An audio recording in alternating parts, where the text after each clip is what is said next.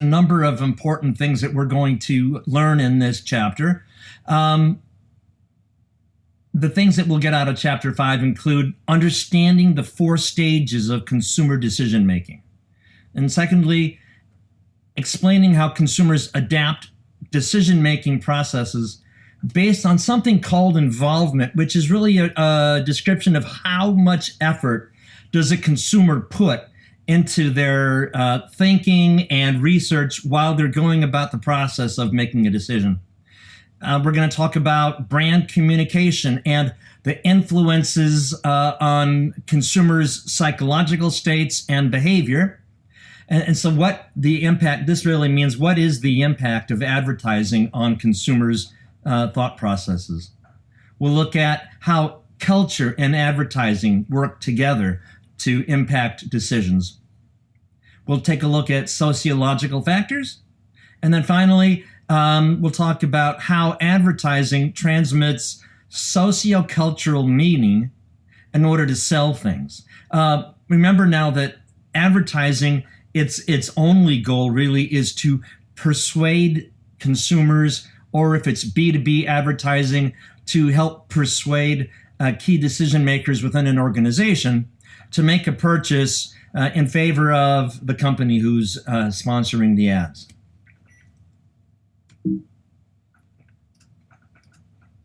So, consumers as decision makers. We're going to take a look at really a 4-stage behavioral process that leads to purchase. In stage 1, consumers perceive that they have a need. There's something that they're lacking right now that is causing them a problem, and it's this problem-solving effort that takes them in the direction of searching for solutions, and our products or our services are the solutions to those problems. In stage 2, once that they've become aware of the fact that they have a need, and that our brand could be a possible solve for that. In stage 2, they start looking for additional information. They start looking for other brands that maybe they want to consider. And as they identify brands, they go a level deeper, and they start thinking about how the brands that they are identifying are different from each other and maybe more or less suited to their specific needs as consumers. That really, the comparison piece is really this search and evaluation stage that we talk about in stage 3. And then finally, when we get to stage 4, there's really a stage 4 and a stage 5, although your book talks about stage 4. Stage 4 is really purchase, okay? So they've really identified that they've got a need. They've gone about the process of collecting information. They've compared and contrasted between the different products. Some of the things that they've identified, they've decided to throw away, meaning we don't think it's going to fit, our needs as consumers. And then finally, the brand offers some sort of a motivator so that the consumer finally gets up out of their chair and goes and buys the product. Once the product is purchased, of course, they're going to use the product. And it's at this stage now, really stage 5, where they're beginning to think about, am I content with the purchase decision that I made? Did the product or the service live up to the expectations that were created for me when I saw the advertising or was exposed to other forms of marketing communication? And if they are delighted, it'll actually lead to one other stage called advocacy, okay, where they will go to talk to other people about how pleased they were with the decision that they made, or they might, in today's world with social media, post on Yelp or post on Facebook. So this is the decision model that we need to become aware with at the beginning of this semester. Let's recap it real quick. Need recognition. Customer becomes aware that they have some sort of a problem that needs solving. They then go about the process of looking for different options towards meeting that need. our brand and other competing brands, and they evaluate what they're finding. They make the purchase once they've decided which is the best choice for them, and once the marketer has provided some sort of an incentive to actually part with their cash. And then finally, it's this post-purchase evaluation. Was I happy with what I bought? Did it really meet the needs that I thought I had? Did it live up to the promises that the marketers made in all of their communication? Okay. The next piece here is I'd like to share a video with you that really talks in more specifics about this needs analysis.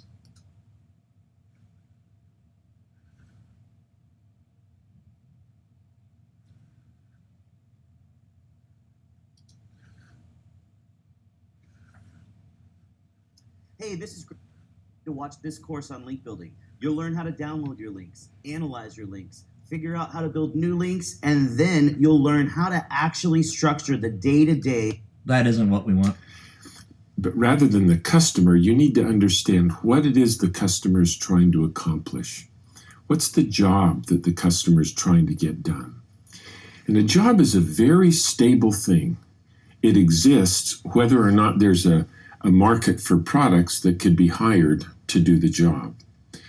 And if you just are cognizant of watching what people do and asking yourself, I wonder why she's trying to do that. You know, what's she trying to accomplish through this, whatever it is she's doing? You know, for example, there's been a job forever, which is I've got to get this from here to there with perfect certainty as fast as possible. And that need has always existed out there, disembodied. You think of, you know, the game board, the game of life. It's got all these serpentine paths across the game of life, and you land on a space and you find yourself needing to get something done. Well, that's actually not a bad representation of the way the world works. You know, I, as a consumer, one day may not need to get this from here to there with perfect certainty as fast as possible, but on occasion I land on that space, and I do. And so then I ask myself, gosh, what can I hire to get this job done? And I look around, and gosh, back in Julius Caesar's day, the only thing you could hire was a horseman with a chariot, and he'd give it to him and send him off over the hill and hope he got there safely. And then airmail coalesced, and you could hire airmail to get this from here to there with perfect certainty as fast as possible. And it wasn't very certain or fast. And then FedEx came in with a system that really does the job just about as fast and as certainly as anyone can possibly do it. And so the job has always been there. It's stable. You can, if you're looking for it, you can see that the job is there. And then as products and services are developed to do the job, a market emerges. But that's the kind of mindset you have to have. In the automobile industry, everybody makes cars, and everybody's trying to copy the best features of everybody else's cars. And as a consequence, they're very difficult to differentiate. But if you watch what people are trying to accomplish when they drive a car, there are about 6 jobs for which a car is hired. And one of those jobs is I'm a salesperson, I'm a service person, and I got to work out of my car. My car is my office. And you look around, there are no cars that are designed to be an office, even though there are between 5 and 8 million people a year who have to work out of their car. You know, so they'll go to the dealer and buy a one-size-fits-none automobile, chisel them down on the price as far as they can go, and then as soon as they drive off the lot, they begin spending thousands of dollars every year trying to transform the car into an office. So to get access to the internet, they got to pull over to Starbucks to use the T-Mobile hotspot. They got their BlackBerry, and they're just pecking out answers to their emails. At 11 o'clock, they'll just go to the back tables at McDonald's and spread all their paper out to fill out their expense reports and the customer progress reports. They stop at a traffic light and the notebook computer falls onto the floor because there's no docking station there. They're driving with one hand, talking on the phone with another. They're spending a lot of time and effort trying to transform the car into an office because no car company designed a car to do the job well. But if the car companies would, and this job exists, there's no market yet because nobody's developed a product for that job. But just watching what people are doing, you can imagine what extraordinary opportunities a car company would have to design the cockpit of a car to work perfectly as a mobile office.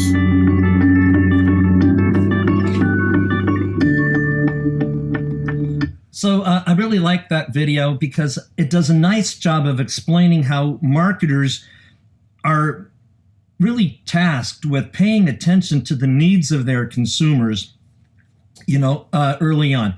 And it does a nice job of discussing what I was sharing with you regarding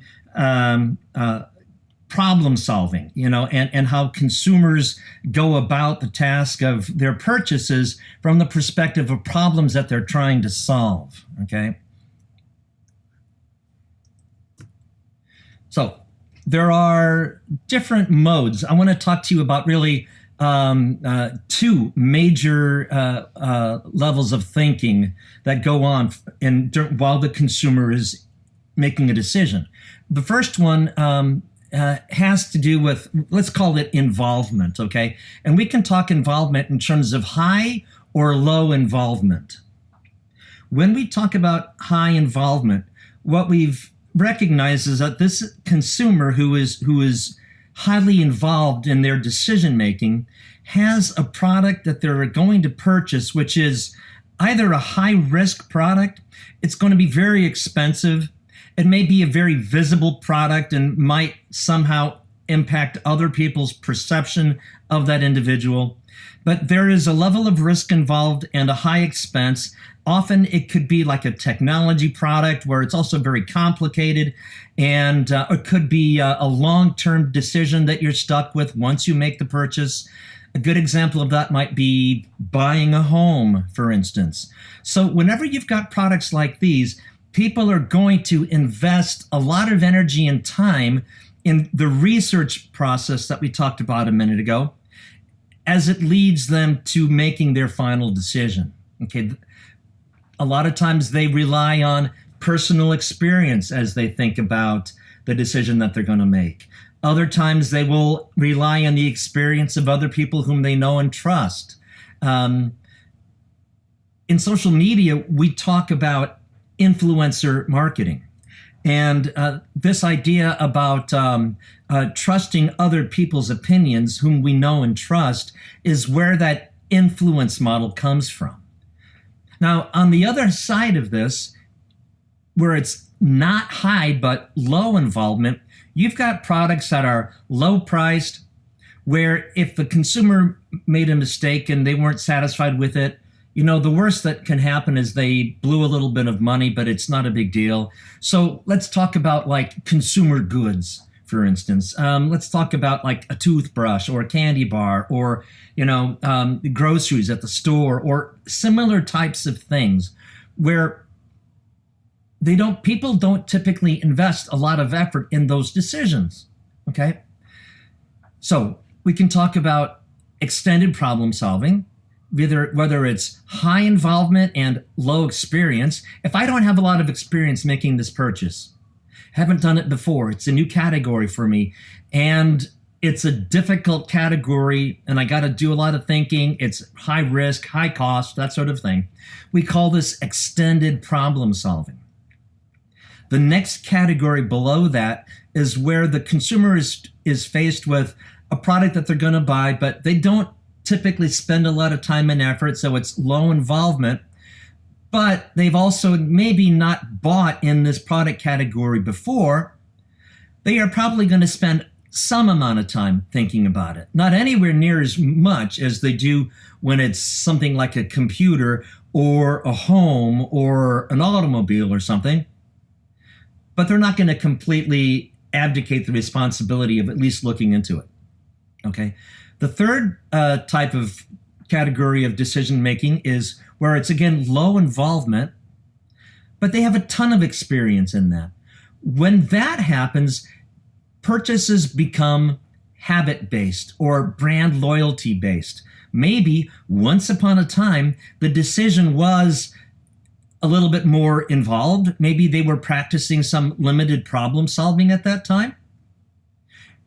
But they've done it so often now that it's become a brand loyalty question. This actually can also happen in high involvement products. For instance, have you ever heard of families who are Ford families or Chevy families or Toyota families, meaning they always buy that make of automobile, always have, they intend to always do it, because once upon a time, they invested all that time and effort and they were very pleased.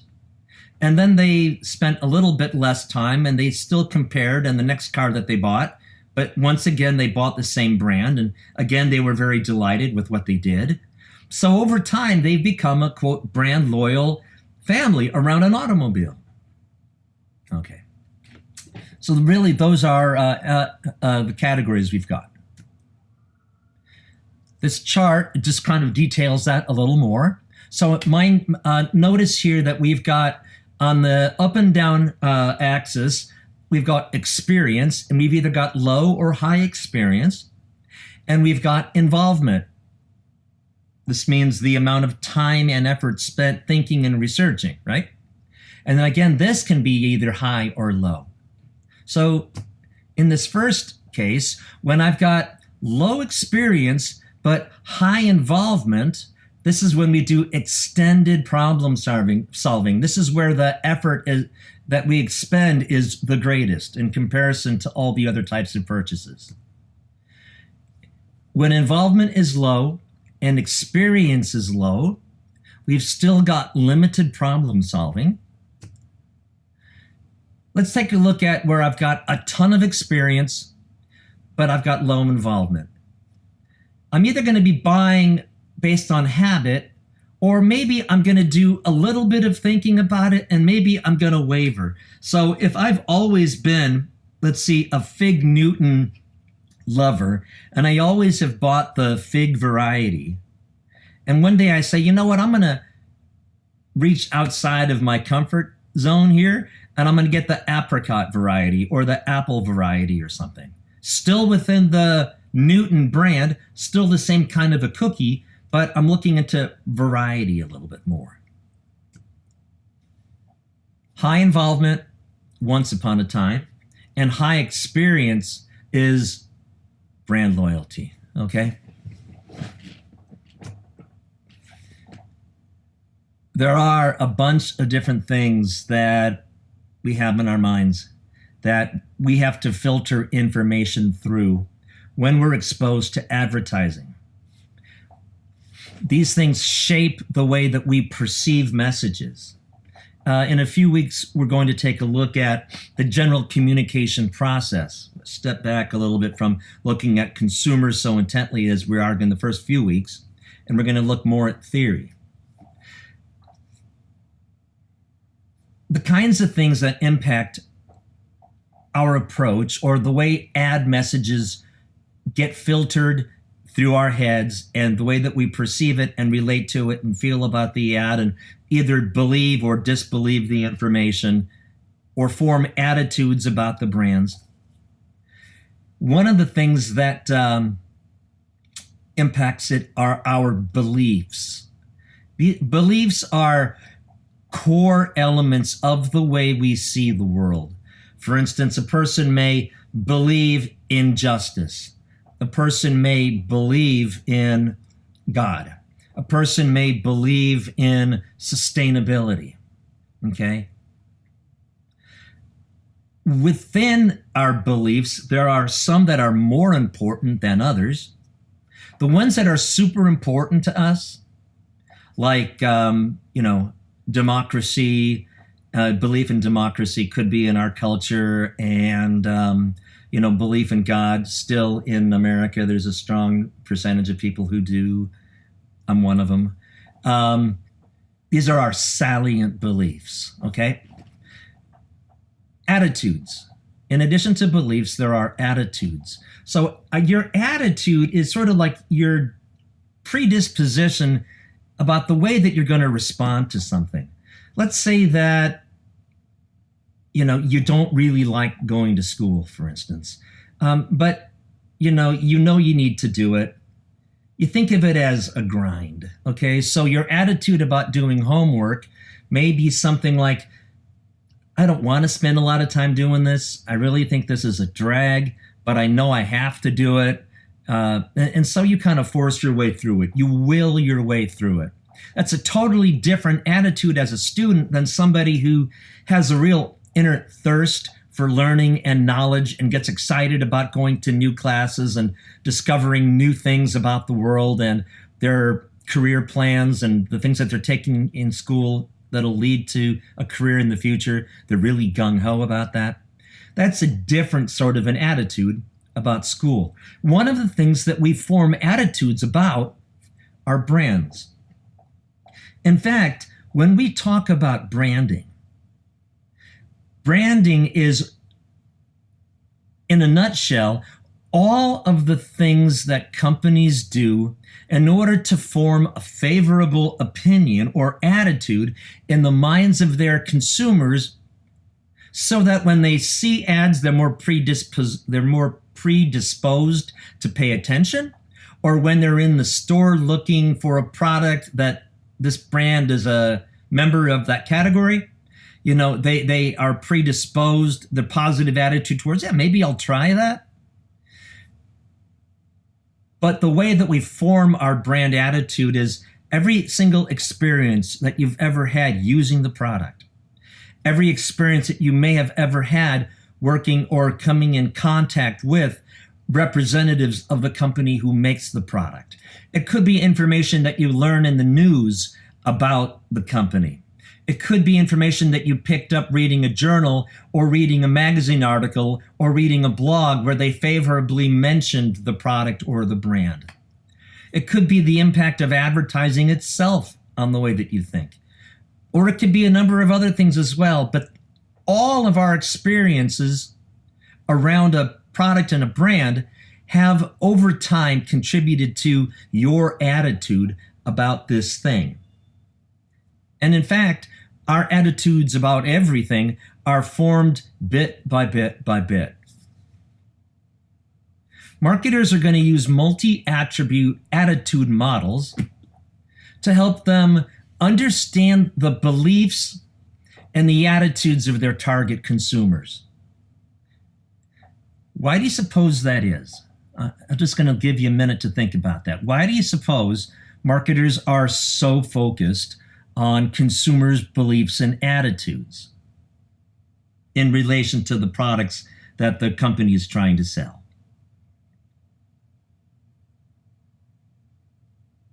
Well, I'll tell you.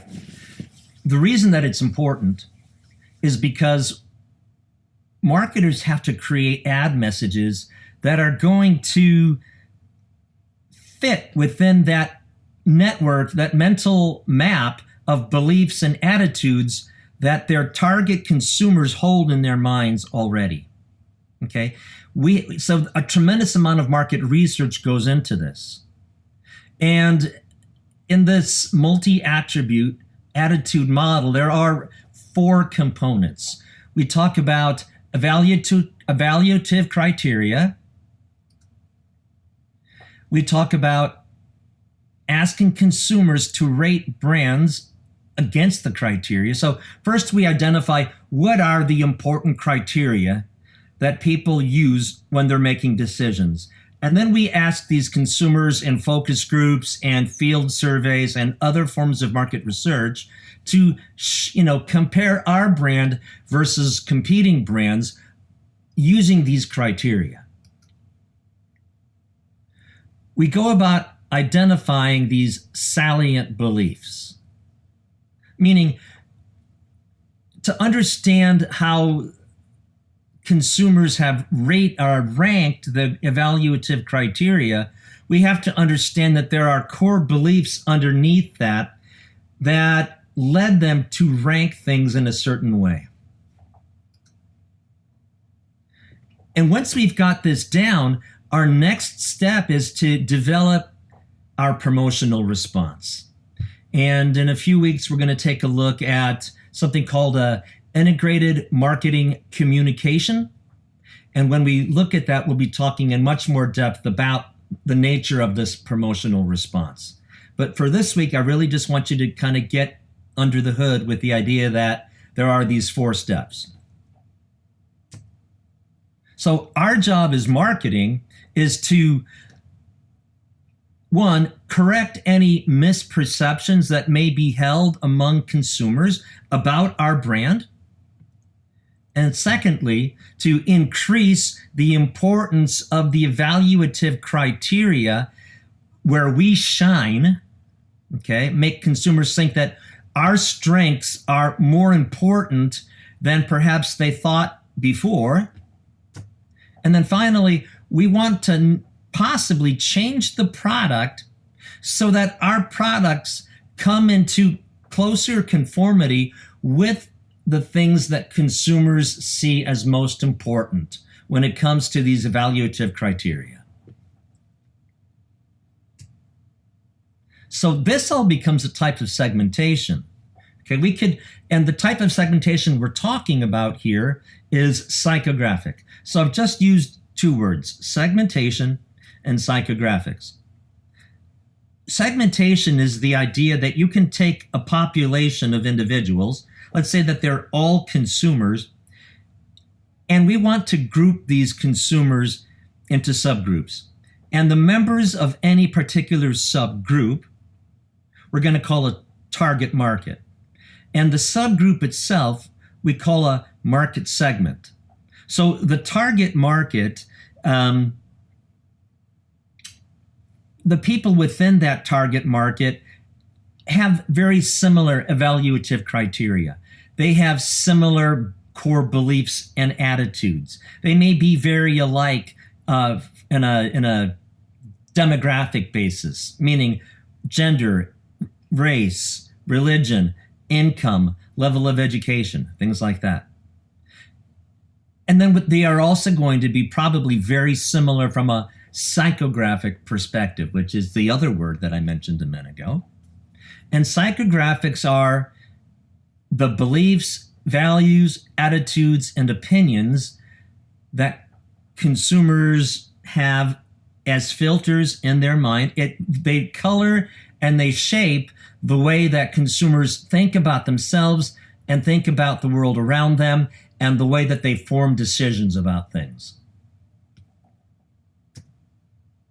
So the agency then has to start from the perspective of understanding everything they can about the consumer, okay, and then taking the strategy that the marketing team handed them, meaning that there is always a business objective in mind when an ad is going to be created.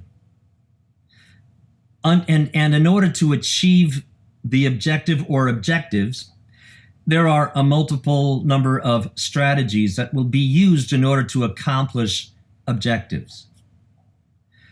And there are underneath each strategy a series of tactics that advertisers use in order to achieve the strategies which work to achieve the objectives. So I think we'll leave that there. If you're having trouble understanding that, shoot me an email and we can talk in greater length about it over the next week while I'm out, or you bring it up to me when we are in class again in 2 weeks. So we're talking about these key psychological processes, right? Well, we want our consumers to pay attention to this message. We have to shape our message in conformance with the way we know that our consumers think and perceive. They pay attention to the message, and we have to make sure that they've comprehended or understood the message that we had in mind correctly. And have you guys ever played that game Telephone, where there's a group of people, maybe all in a big long line, and you start with a phrase and you whisper that phrase into the person who's standing next to you, into their ear, and that individual turns and does it to that person, to the person next to them, and the person there turns it and does it to the person after them, and so on and so on and so on and so on until you hit the end of the line of people. What you often discover in this situation is that the beginning message that the first individual started with has somehow changed by the time that you get to the ultimate person in that process. The fact that they changed is a reflection of people's either lack of understanding or their own opinion or attitudes or beliefs or interests or personal needs or culture or any number of things that the beginning message that the first person had in mind somehow gets misshaped or warped over time because of all the things that are happening in our head. So advertisers have to work very, very hard to make sure that the messages that they are sending out there are 99% of the time going to be understood as the brand intended.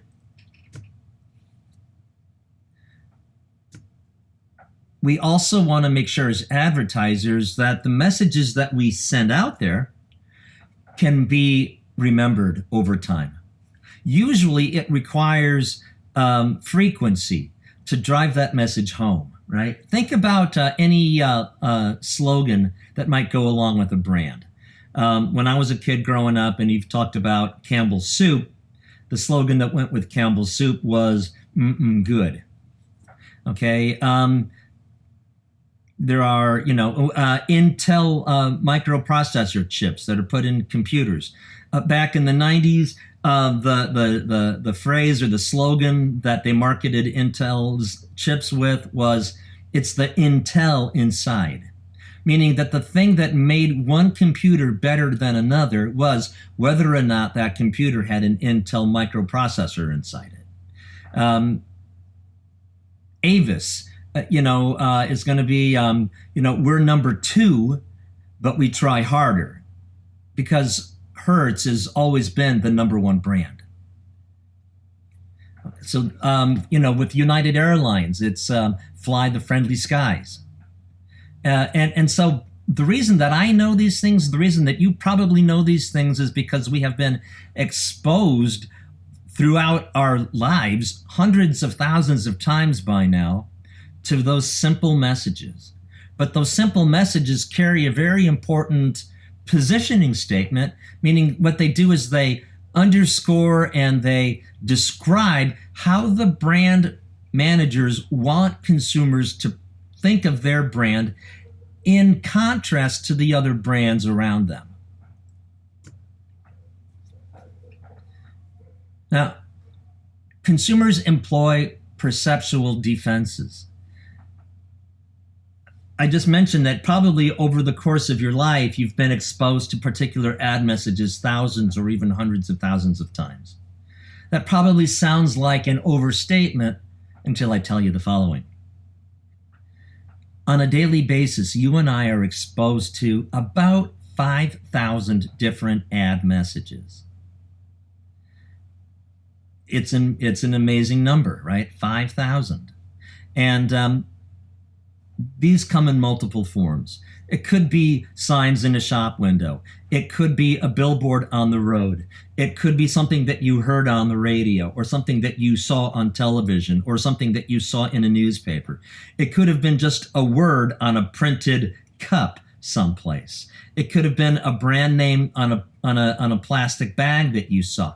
But any time that you're exposed to a brand or a logo or a slogan or some kind of a marketing message, you've been marketed to. Okay? Well, we would go nuts as individuals if we had to pay attention and remember every single thing that comes across our path every day. So we don't. Instead, what happens is we tend to pay attention to the things that we know we have a need for. Look, if I've just eaten a 5-course meal and I'm driving home from a restaurant, on the way home, I may pass grocery stores, I may pass fast food restaurants, but I'm really not hungry. I mean, I'm actually overstuffed. And so I'm not paying attention to any of the stimuli that I see along my path. However, if it had been several days that I'd been fasting, let's say that I was lost in the woods on a backpacking trip and I hadn't had anything to eat, I'm going to be ravenous by the time that I find my way out of that maze. I'm going to notice anything and everything that could be possible to eat. It's going to be really high in my mind, in my set of things that I'm searching for. So other needs in our minds, other things that we have an awareness of, or other problems that we have, also dictate the way that we go about choosing or making choices. Let's say that I'm super thirsty on a day, right? But me, what I value is food and beverages that are heart healthy. So things that fit that category. Well, first of all, I'm aware that these are my choices. I could have a Tropicana orange juice, or I could have a Sunny Delight, or I could have an Orange Crush. And, they're all orange beverages. But let's go back to the fact that I'm super focused on my health. Sunny D and Orange Crush, I can immediately eliminate, because Sunny D is not orange juice. It's basically punch that's orange flavored. And Crush is just a soda. We know that's carbonated sugar water. But Tropicana orange juice is pure orange juice. So that feels pretty good. Excuse me. And that's the choice that I make. Now, personally, in my life, one of the things that I'm always paying attention to is, unfortunately, I have type 2 diabetes.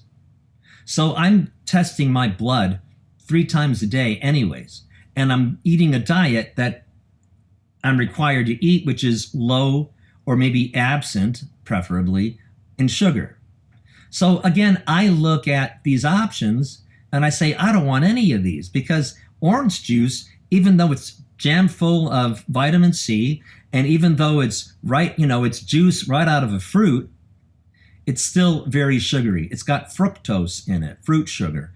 So I can't eat it. So nothing in this category is going to work for me. Instead, probably what I really want is some water if I'm thirsty, okay? Another fact here is consumers ignore or distort a lot of the commercial messages that we're exposed to. As I mentioned a few minutes ago, if we went and out paying attention to everything we see all day long, we would probably go nuts, right? So we've got selective attention. The things that I need, I pay attention to. In the real world, problems are interrupting any or all of the stages that we've talked about so far in terms of making purchase decisions. So it makes it really hard for a brand to control the message as it goes into the mind of our consumers or our target audience. Here's the process of communication. On the left, you see the sender of a message, and on the right, you see a receiver of the message. The sender has a thought in mind that they need to communicate. They take that thought or idea and they encode it, which means really that they put it into a language which they know their receiver or the person they're speaking with is going to understand.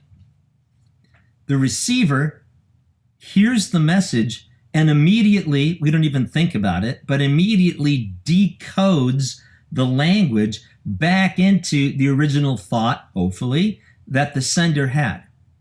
That decoding and understanding is the process of interpretation. Once they interpret the message, they're on the side of becoming the new sender, and they start to encode their message and send it back to the sender, the original sender again. So that's communication. When consumers are not motivated to process an advertiser's message thoughtfully, meaning with high involvement, let's say, to use a term we talked about just a couple of minutes ago, the marketer is probably going to need to feature what we call peripheral cues as part of the message. And we're going to look at that in just a second.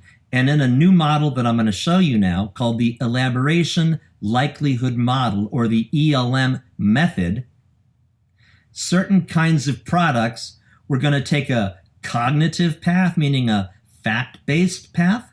And with certain products, we're going to use more peripheral cues to differentiate our brand. Differentiation means helping consumers see and understand and value the way that we're different. So, peripheral cues and elaboration likelihood model.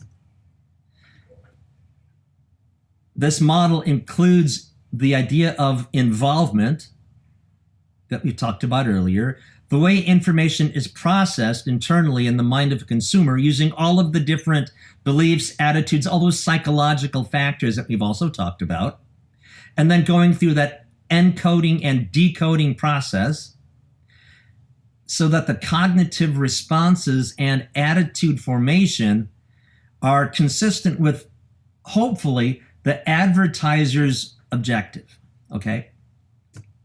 So we can talk about a central route. The central route that we take is the cognitive approach, and we use this when consumers are demonstrating high involvement purchase decision behavior. Or we're going to take a peripheral route, which means that consumers are exhibiting low involvement purchase behavior. So in the central route, the advertiser and the brand team have a message that they want to share with consumers. They send that message out there, and it's very fact-oriented, okay? And because they know that their target audience is evaluating these facts carefully. So they're hitting on those evaluative criteria that I mentioned a few minutes ago.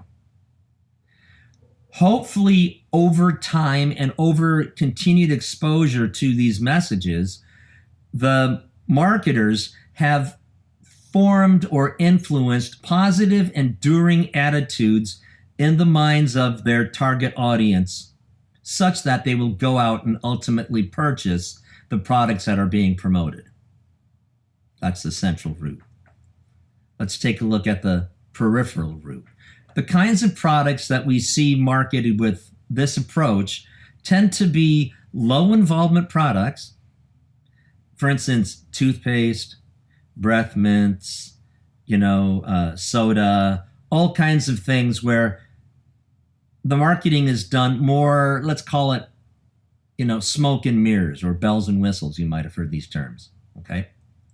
Why? It's because there's not a lot of thinking required, and consumers don't expend that energy when they're buying these types of categories. So instead of a rational cognitive connection that the brand wants to form in the minds of their consumers, we want to create an affective or emotional bond. So here, the brand team and the agency have a message. They rely on peripheral cues in order to impact or affect a peripheral attitude shift. When we talk about peripheral cues or peripheral attitude shifts, you can understand that term to mean emotional connections, okay? So it's about the features of the message reliant on these peripheral cues. whereas the central route, persuasion is based on actual performance factors within the product because they're paying closer attention. Okay, let's think about this some more. These key psychological processes, right, can have an impact on behavior, on consumer behavior. So I want to show you an ad here that kind of addresses this point.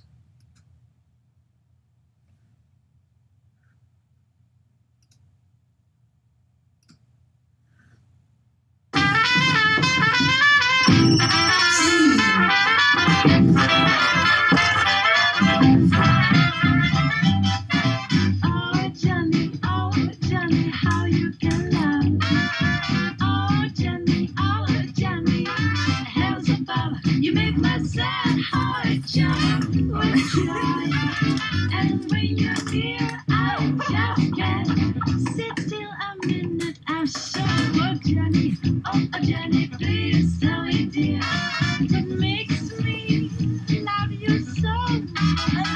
You're not got to it's true, but when I look at you, I just oh Jenny, oh Jenny, oh.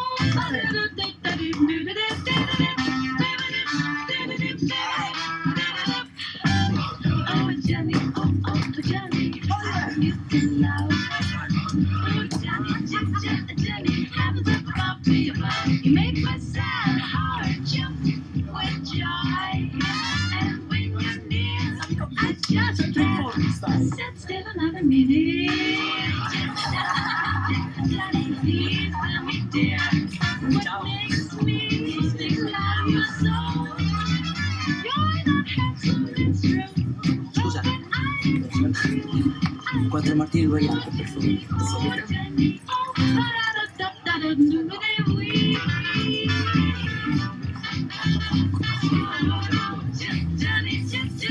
Johnny, please tell me, dear.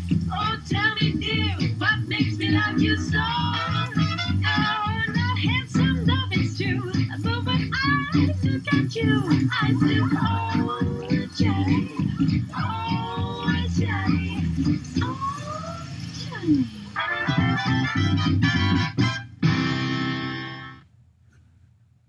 I think that's a great ad. I love that ad. And I like it because it what they're saying is the product makes all the difference in the life of the consumer.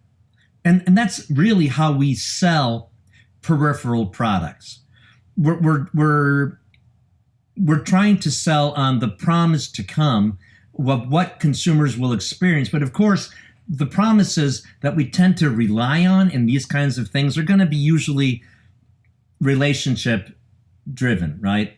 You know, have you guys ever seen the ad for Smint mints? Their tagline is "No Smint, no kiss," and so what they're, or you know, maybe think about the way they sell sports cars. There's always the really gorgeous blonde that gets in the passenger seat with the guy that bought the Jaguar or the Ferrari or something. So they're selling the promise of what's to come based on the sex appeal of the product. Okay. Let's see, all right. So key psychological processes involved here.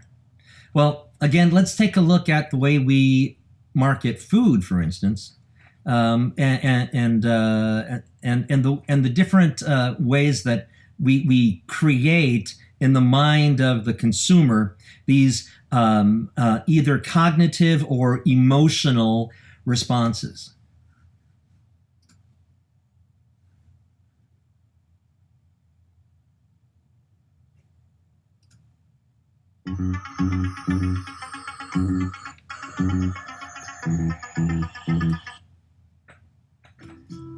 Facts First presents mind-blowing tricks advertisers use to manipulate photos.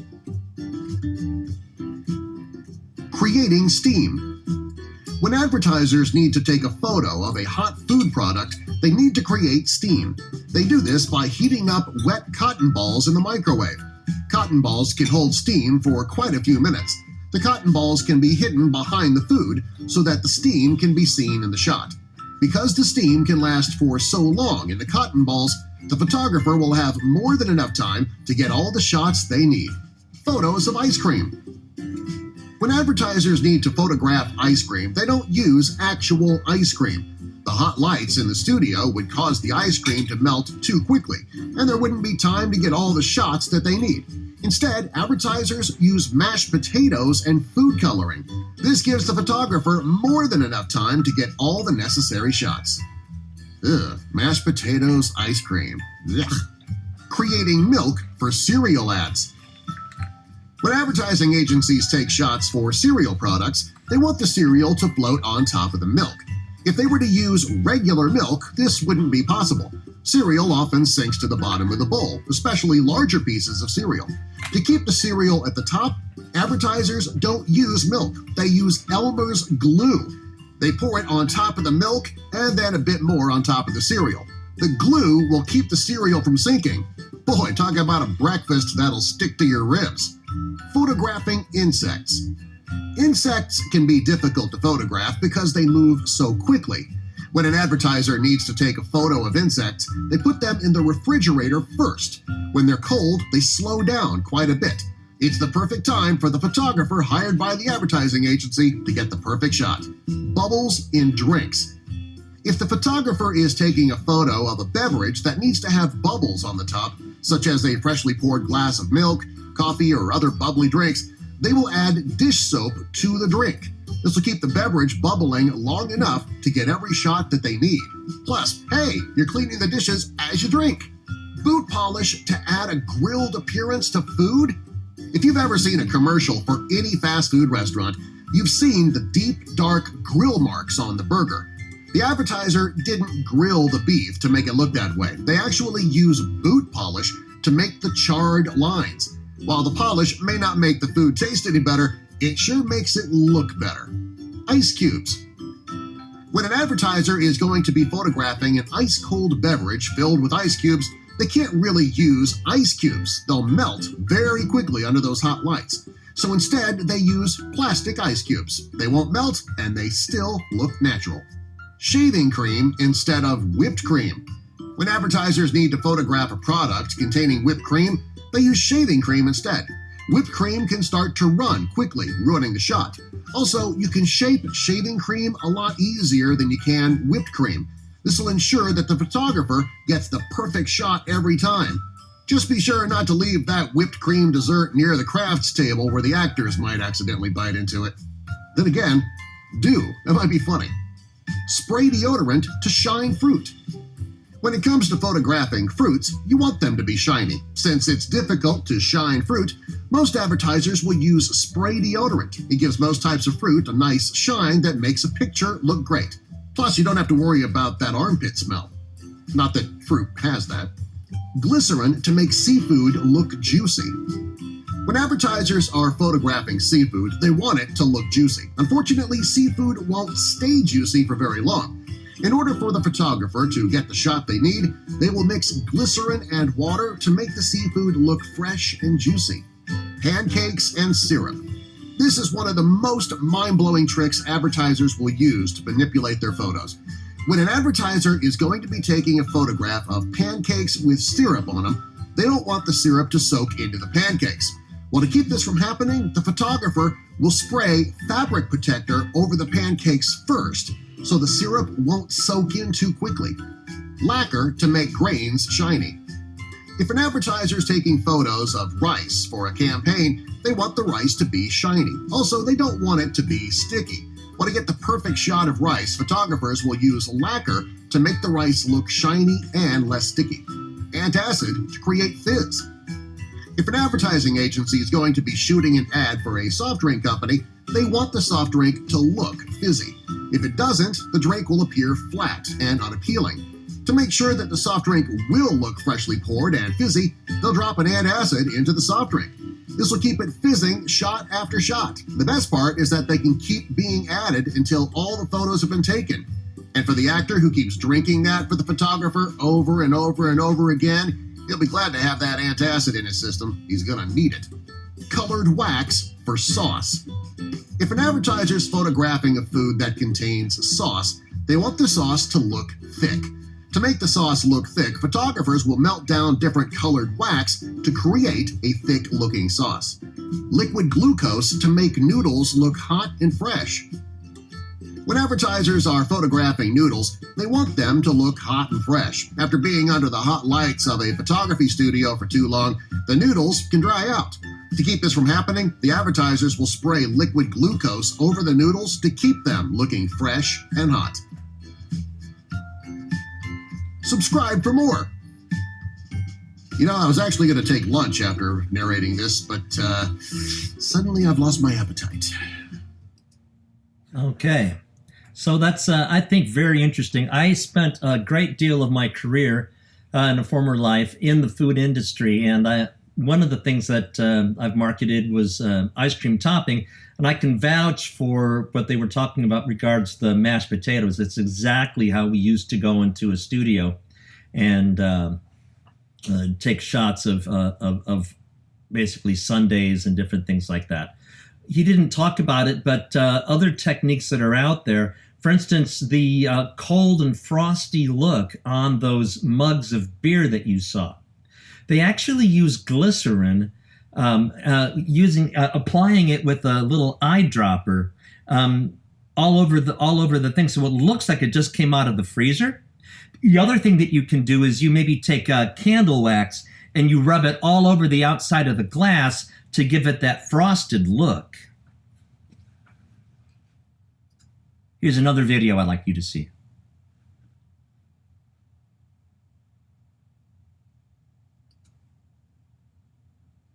You need great videos to grow. With Promo, you can create commercial-level videos in minutes. Today we give you 7 psycho tricks ads use to manipulate us. Enjoy. The name. The name has a big influence on how we perceive a product.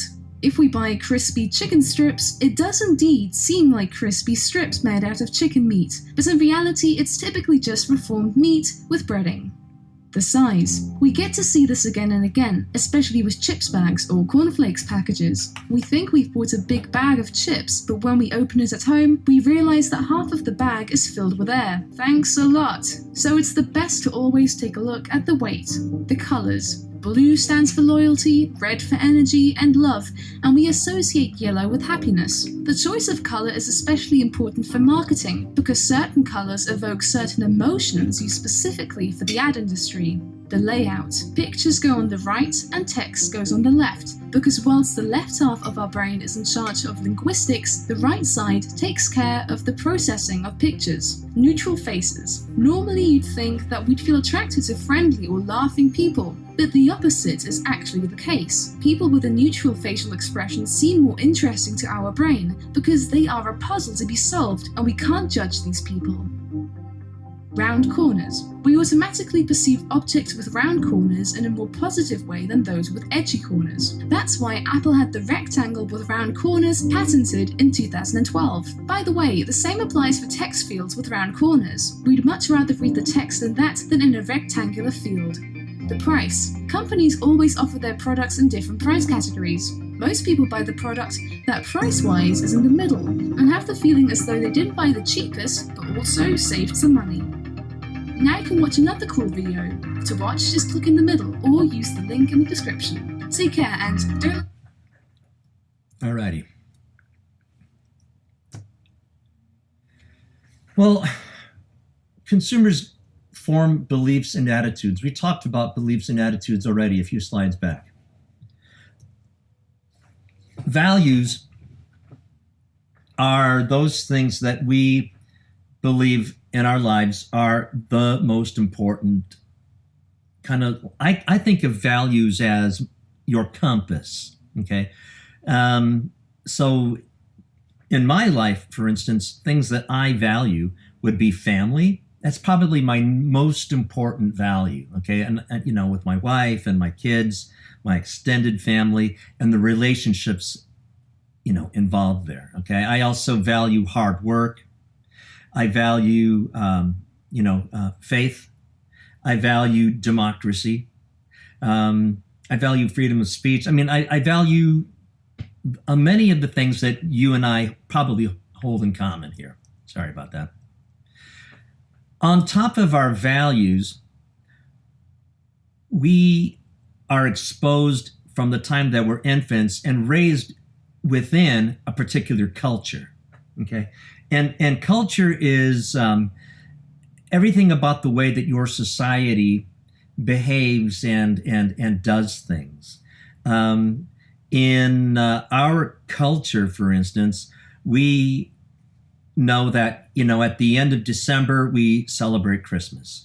Most people in our culture tend to stay away from talking about politics and religion. In our culture, we believe that there should be equality among the two genders. In our culture, we feel like people of all different races, you know, should be given equal opportunities. There may be subcultures within a culture, but the culture, if you have those values that I've mentioned, then and our culture would say, if we believe that women and men should be treated the same, then they should be paid close to the same wage. And women should have the same access to particular jobs that men have. And although our behavior in the real life doesn't always match what we think, and you know, as a people, our culture is gradually catching up, right? So our values are. What I'm trying to say is that our values are seen, are carried out through our culture. People within a culture are going to have shared behavior and shared rituals. Okay. I don't know if any of you guys have ever been to a Roman Catholic Mass, but if you ever attended a Mass, you know that at certain times of the service, everyone sits. And at certain times of the service, everyone kneels. And at certain times, everyone stands. And there is a time during a Mass where everybody goes up to the front of the church to receive a little, they call it a communion thing, a Eucharist. Okay, it's a little cracker type thing. Okay, everyone in that church knows when each of these things are going to happen because it's executed the same way every single time, everywhere in the world. That's just the way that people who are within that Catholic culture behave in that setting. And the rituals that you see that I've just sort of described are a real important part of that Catholic culture. Okay, so marketers understand the values and the culture and the shared behaviors and rituals of the consumers whom they're trying to persuade. And it's important that we understand that to a great degree because a lot of this has to find its way into our brand strategies and our advertising and our promotions. So one of the things, as I mentioned, that is a core, value for us would be democracy and all of these other pieces that go along with it, right? Independence and success and equality and rights and education and patriotism and so on and so forth. Those are our values. Well, we can also take a look at differences between, Chinese citizens and American citizens and the way that their core values get executed through their consumer behavior. Okay, so let's take a look at, for instance, three different approaches here. One society values individualism, and that would be our society. Whereas in China, collectivism is the rule of the day. And in collectivism, it's not so much the individual that's valued, but it's really the group. So in China and in Japan both, there is a saying that they use pretty often that describes that. And it basically goes like this. The nail that stands up gets hammered down. Okay? And what that literally means is that people who make a point of bringing attention to themselves are going to pay a social cost for doing so. Whereas in our culture, it's actually highly valued and approved of. When somebody's done a great job, we recognize that and we reward them publicly for that. So, like in the last few weeks, they've had the Golden Globes, and then they had the Emmys, and the Academy Awards will be coming up, and so on and so forth. Or, obviously after, this is Saturday night right now, so tomorrow is the Super Bowl, and there's only going to be one winner, but that team is going to be made, the winner of the Super Bowl will be made a big deal of, and the winning quarterback at the end of the game will probably receive the trophy, and everybody on the team will receive the Super Bowl rings. We just lost another great athlete, Kobe Bryant, and that was a very sad thing. But, think back a few years ago to his last season, and especially his last game, where, he scored those amazing 60 points during the second half of the game. And at the end of the game, he stood out in front of the entire audience there at, I think it was the Lakers Center, the Staples Center. And, he had a chance to address the crowd and thank them for having supported him and so on and so forth. You wouldn't find these kinds of behavior occurring in Chinese culture where collectivism is such a big deal. Family members and our relationship to people in our family. Well, in America, children have a big say in making certain purchase decisions. Breakfast cereal, for instance. Have you ever been in the grocery store where the mom is taking the 3 or 4-year-old down the cereal aisle, and the kid wants a particular box of cereal, and mom decides she doesn't want to buy that, and the kid pitches a fit? Ultimately, a lot of times, mom caves because she wants to quiet the child. This kind of, support of pretty bad behavior would never be seen in China, where children have very small decision-making ability. And in fact, in Asia, the rule is really that you want to do everything you can to bring honor to your family. So you would never act out in public because you don't want to have your family lose face or look bad in public. Time consciousness is another element of our society that's different than China. In the United States, we are very focused on time. Most of the Western world is actually. And so we really value anything that provides convenience. And if you look around in a lot of things that are marketed, convenience is always one of the major benefits that is used to entice purchases. In China, the sensitivity towards time is not as significant. They are more sensitive to price than time. In our culture, we will actually pay more money for a product providing that it saves us time and offers us more convenience. So we pay for convenience. Whereas the Chinese consumer is going to take another look at that and say, I don't want to pay more than I have to, even if it requires me to spend more time doing something. They're going to buy the cheaper option. These are shared behaviors in both cultures. So, our cultural values impact the attitudes that we have, and our attitudes affect our consumer behavior.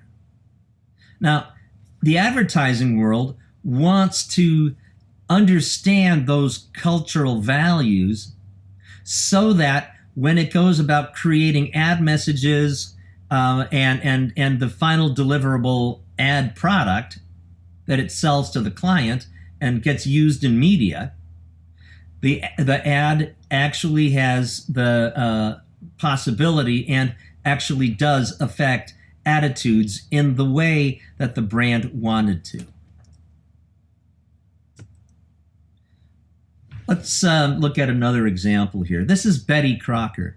Now, Betty Crocker as a brand over time has done a really good job of staying current with the times. And you can see that there was always a Betty Crocker character going all the way back to 1936 when the character was first introduced. And yet, as the times changed in our culture, Betty Crocker and who she is has also changed to conform to the way our society is today. Meaning that a brand, in order to stay relevant in society and still be meaningful to today's consumers, has to show the current prevailing behaviors and attitudes and lifestyle that the consumers themselves are leading. Otherwise, the brand is going to be seen as out of touch and archaic or old-fashioned, and it's going to be left, by the wayside. So some of the things that we see in the development over time of Betty Crocker, we can find here. What's happened since 1936? Well, one of the things that's happened, of course, is that there have been many more women who have gone to work in the workforce. It really started around 1940 when we got into World War II. All of the men were off fighting the war. But back at home, the factories that were creating the war material, the planes and the bombs and the tanks and the trucks and all the other things, the manufacturing plants still required labor. And for the first time ever in our society, women filled that role. And you can see that it's never gone back. Okay? So Betty Crocker has shown over time a gradual adoption of much more of a businesswoman's look than certainly she had in 1936, when she definitely looked like a homemaker. But also the way that we package the product has changed over time. Okay? Here's two examples. Originally, Betty Crocker was a brand of flour. Okay? That's all it was. And General Mills was selling flour under the Betty Crocker name. They were doing it this way because women at that time were expected to be at home, expected to be cooking in the kitchen, and most women still cooked from scratch. Well, over time, as we've seen this going on, Betty Crocker as a brand has had to reflect the lifestyle and behavior changes of society into the products that they make. And of course, this is a direct link back to the video we saw a little while ago when the gentleman was talking about product development and how products meet the needs of consumers. So we've gone from a brand of flour to a brand of brownie mix. And in this case, this is gluten-free brownie mix. You wouldn't have seen gluten-free even 10 years ago. But our society continues to adapt to different health requirements, and the products that are sold also have to adopt these new changes. Let's take a look at the back of this box of gluten-free brownie mix. You're going to need a half stick of butter, and you're going to need 2 eggs. Why do you suppose? I mean, this is a mix. Theoretically speaking, they could put a powdered alternative to butter in the mix. And they actually sell in many places powdered eggs. So why do you suppose they're doing this? Well, the reason that they're doing it is because to this day, moms at home still have a residual guilt complex if they don't feel like they're cooking for their families. It's not enough that mom has to go out and face the work world every day. She's still required to cook. So cracking the eggs and putting the melted butter in with the rest of the mix gives them a sense that, hey, I cooked. Okay. There are other influencing factors on consumer behavior, and these include the families themselves. We learn our values and we learn our culture and a lot of our attitudes from our families of origin.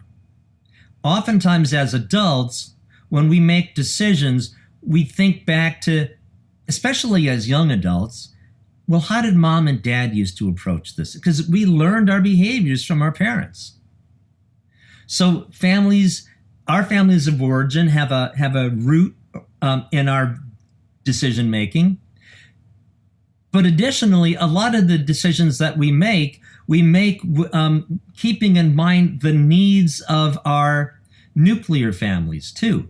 Meaning, your wife and your kids and anybody else, maybe an aging parent that might live with the family. So that as you're planning the grocery list for the week, let's say that you have one child who is a celiac, right? Meaning they can't eat wheat gluten. You know that is going to impact the kinds of things that go on the grocery list. Or let's say that you've got a daughter who is working to keep her weight down because she's facing the same kinds of social pressure that a lot of young women see, a lot of high school girls face, et cetera, et cetera. Instead of going out and buying the, full boat, all the sugar in it brownie mix, maybe there's a line of low-calorie brownie mix that mom knows is going to be more valued by her daughter. Race and ethnicity. Well, clearly, we've got, just think here right now about a couple of grocery store chains we have in Southern California. Northgate or Superior are two grocery store chains who really focus on serving the needs and interests of a Hispanic market. On the other hand, you've got 99 Ranch, and 99 Ranch focuses on Asian consumers. This is because just in this one food category as an example, your racial or ethnic background has an impact on your preferences and the way that you like to eat or other behaviors. And I want to show you this real quickly. That should have been a link. Let me pull it up this way. I'll grab it. This is a bummer.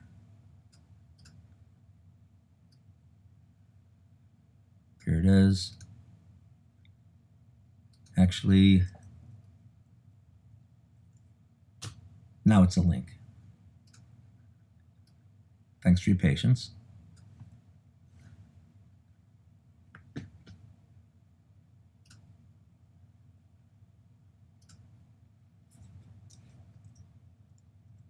Okay. I wanted to show you this really interesting article on American demographics and racial ethnicity and how it impacts our shopping behavior.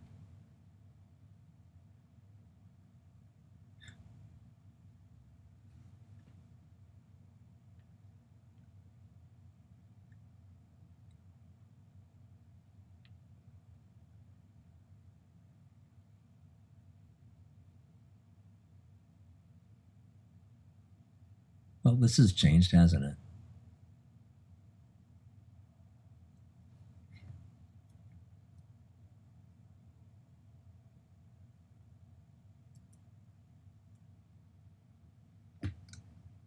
Okay. Geopolitics is another category that has an impact on our purchase behavior. Now, let's just take a look at the difference between brands that Democrats prefer versus the brands that Republicans prefer. And it's interesting to know that just along political lines, consumers have differences and preferences for brands. So the most desired car among Democrats is Jeep versus Republicans who perceive BMW as the brand of choice. In electronics, for Democrats, it's going to be a Sony, and Republicans are going to prefer Sharp. Insurance, Democrats tend to prefer Progressive versus Allstate for Republicans. TV channel, Democrats prefer Animal Planet, and Republicans watch the History Channel.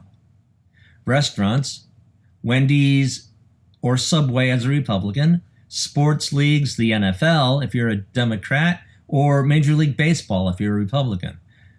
Coffee shops, well, Democrats like Starbucks, and Republicans like Dunkin' Donuts. And even gaming systems. There's a preference for Wii among Democrats, whereas there's a preference for an Xbox among Republicans. How do we know this? This is one of the things that has been studied in market research and collected, and it's part of marketers' understanding of the consumers that they're trying to sell to, because their attitudes in these fields will also affect their attitudes regarding other products that might be in similar categories. Gender is another impact factor. Community. Let's look at brand communities here for a moment.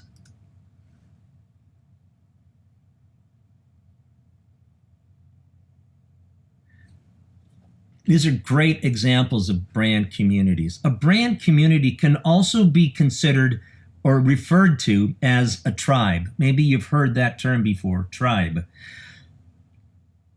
Tribe is in a way another description or another term for the members of a target segment, the members of your target audience. And I've said that the people within a segment in your target market are very like each other in behaviors, interests, lifestyles, attitudes, opinions, all the different demographic factors like age, ethnicity, level of education, income, occupation. So, whereas these are very general, brands even go a level deeper, but you'll still see the same kinds of clustering effect. So let's look at a few examples of brand communities.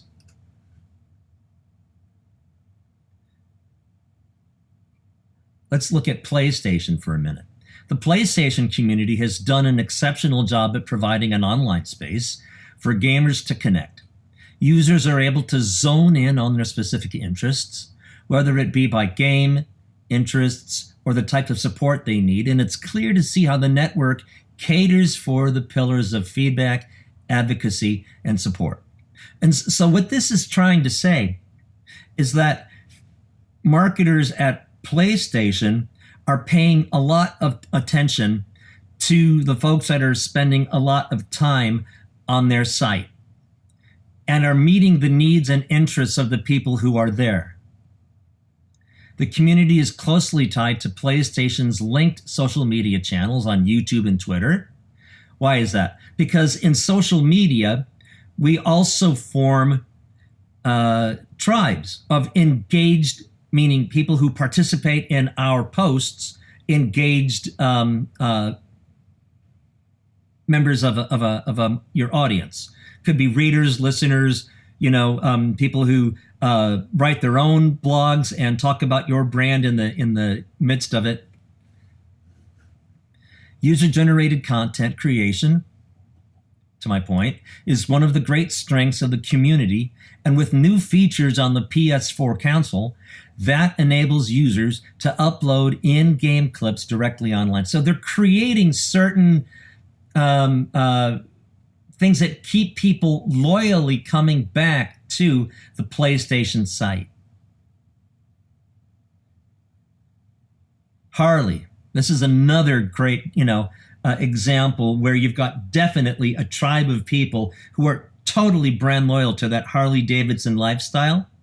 I mean, these guys are going to wear leather jackets, that really expensive ones, that have the Harley logo on it, They're going to have, brass belt buckles that say Harley. Of course, they're only going to ride a Harley. Their social life is going to be built around the motorcycle club that they belong to. And a lot of their free time is going to be spent, out on the roads with their motorcycle clubs. So HOG, the Harley Owners Group, is a special community. Harley-Davidson enthusiasts share more than their loyalty to a brand. For them, it represents a way of life, a culture, and it's one that can be found all over the world. Since the 1980s, Harley-Davidson has been diligently building up a brand community based around shared lifestyle, taste, and ethos. The Harley Owners Group was born as a way the brand's highly passionate consumers could connect and engage with each other online.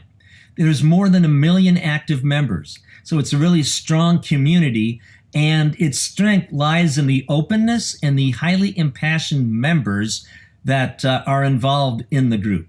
The key strength of the Harley Owners Group is that it's got incredibly strong, impassioned consumers who are all about Harley-Davidson.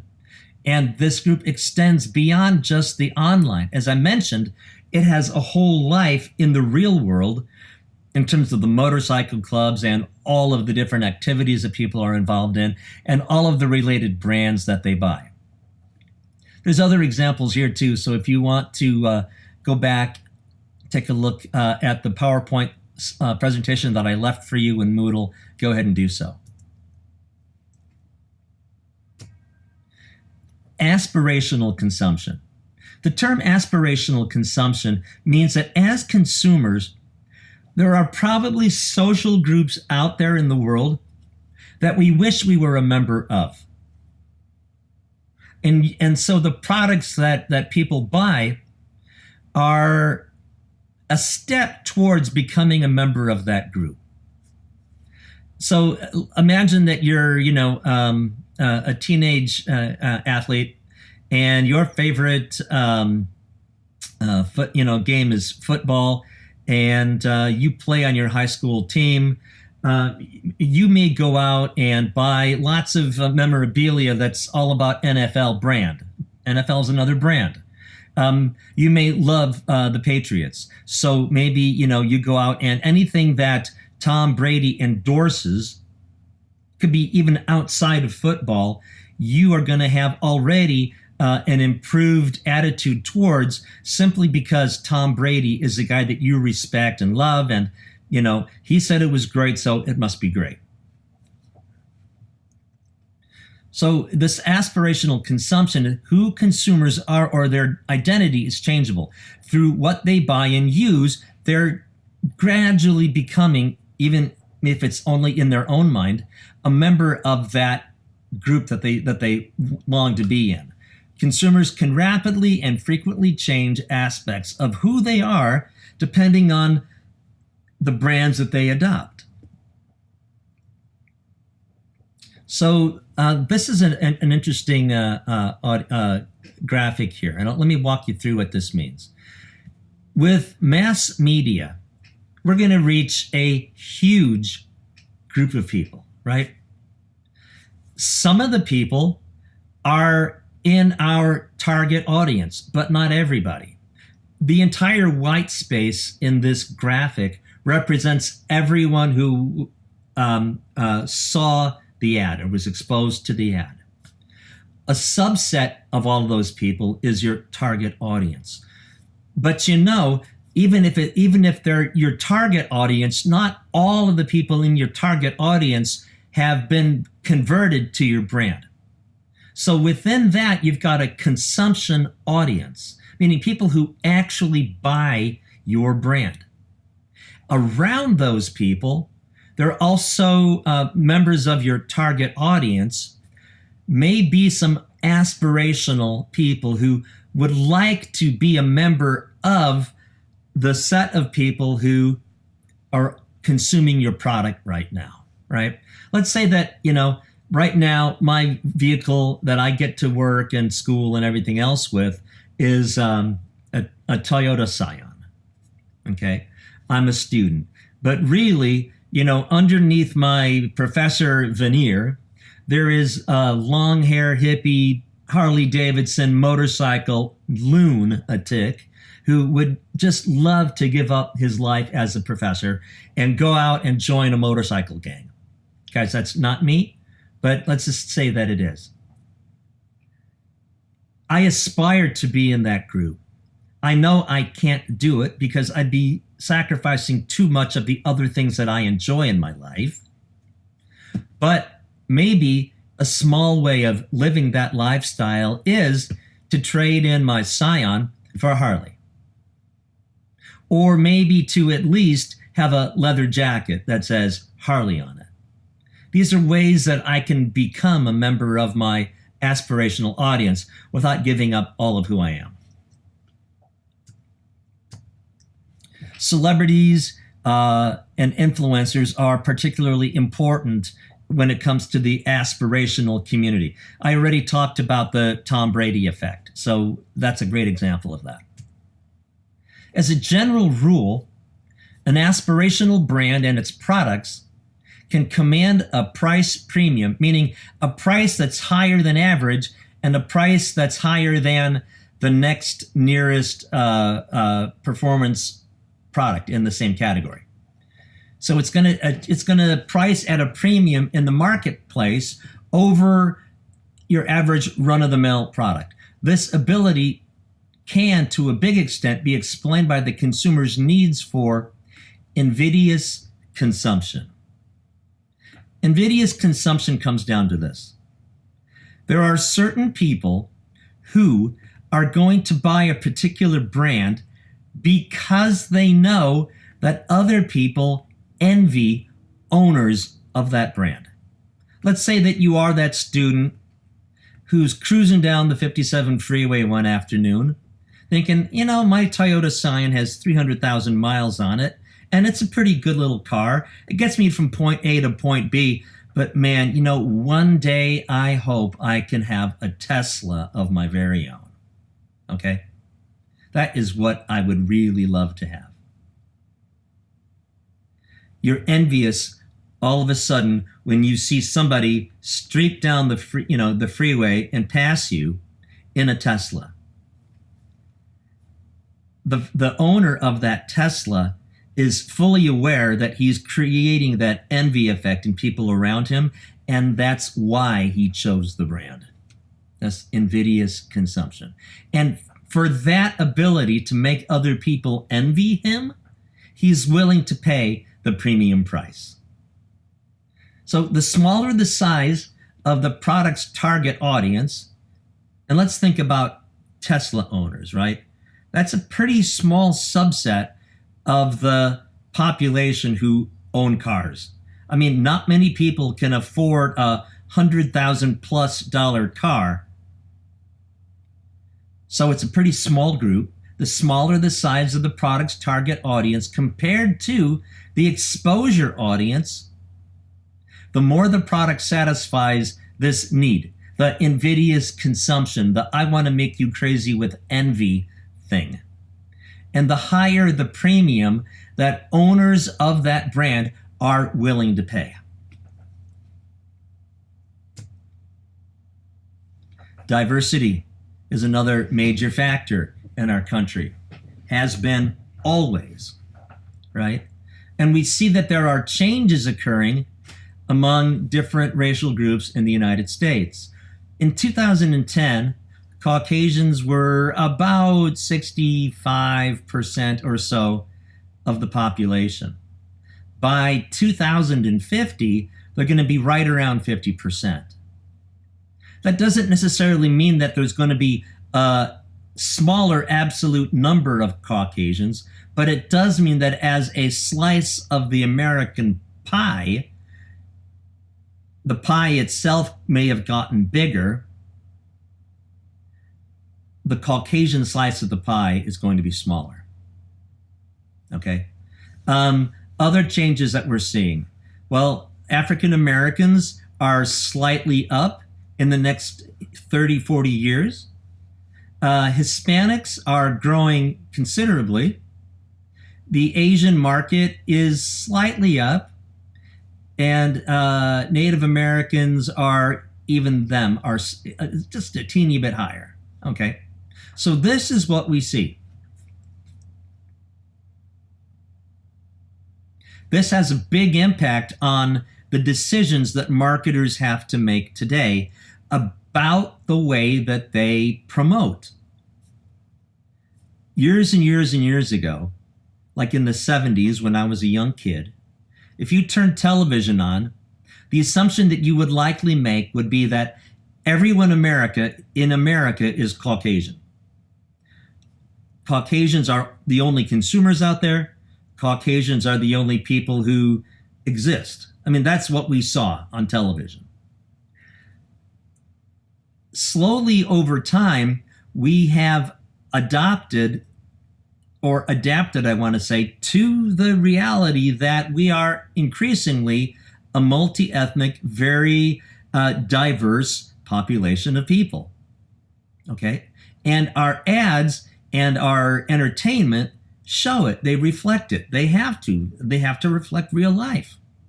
Plus, ignoring groups in your target market on the basis of ethnicity is a really totally stupid thing to do. Because let's say that Hispanics are growing not only in population, but also in buying power, meaning in their ability to buy a significant portion of all of the product that's made in a category. And this is also really happening. Brands ignore these ethnic groups at their own peril. Not only have we seen this change in terms of ethnicity, we've seen it change in terms of gender, and we're even seeing it change in terms of sexual preference these days.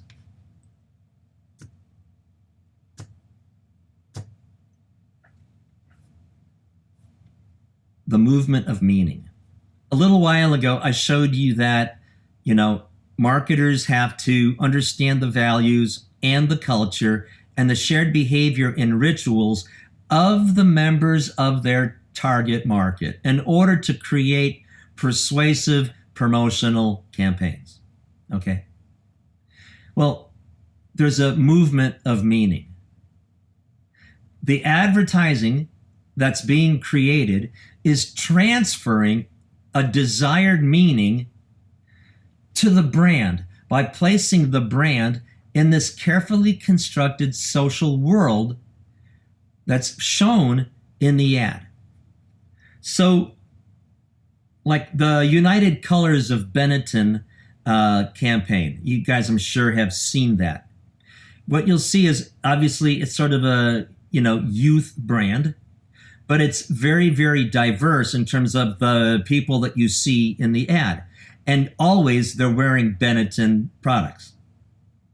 Okay, so this is the idea, and Benetton is communicating about themselves that they reflect the values of their consumers, that they're a hip and edgy brand, that they're all about youth, and that they fit in with the lifestyles of their target consumers.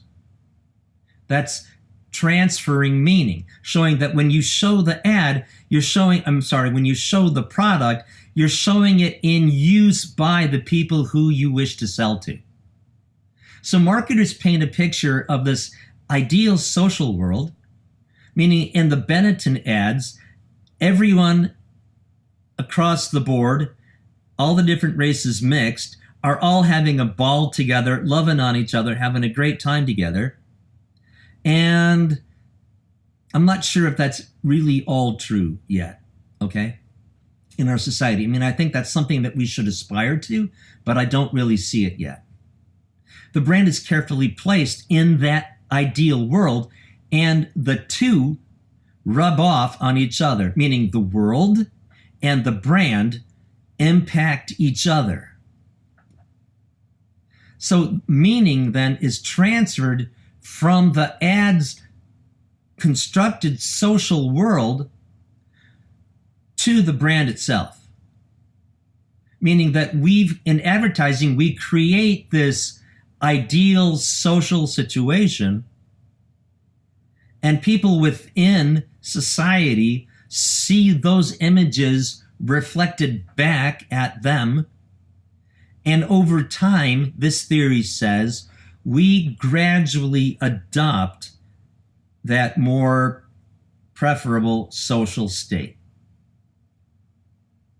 There was a really important anthropologist. His name was Grant McCracken. And he referred to this transferring of meaning, the impact that the world and advertising have on each other, as the movement of meaning. And he created this model to illustrate the process, the model that I'm showing you here.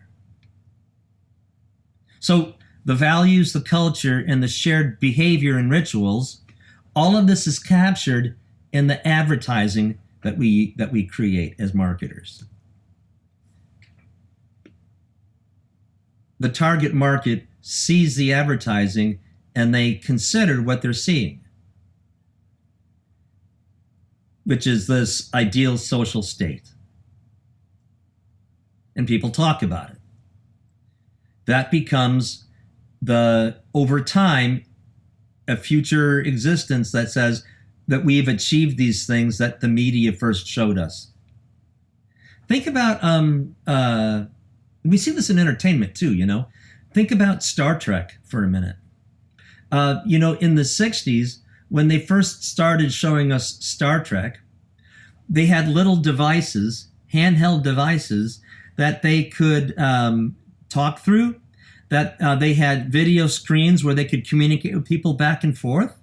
They had all kinds of automation on board that the Enterprise, which they didn't have in the real world. And what's really interesting is that over time, society has actually achieved most of the things, not most of the things, many of the things that we were originally shown as science fiction.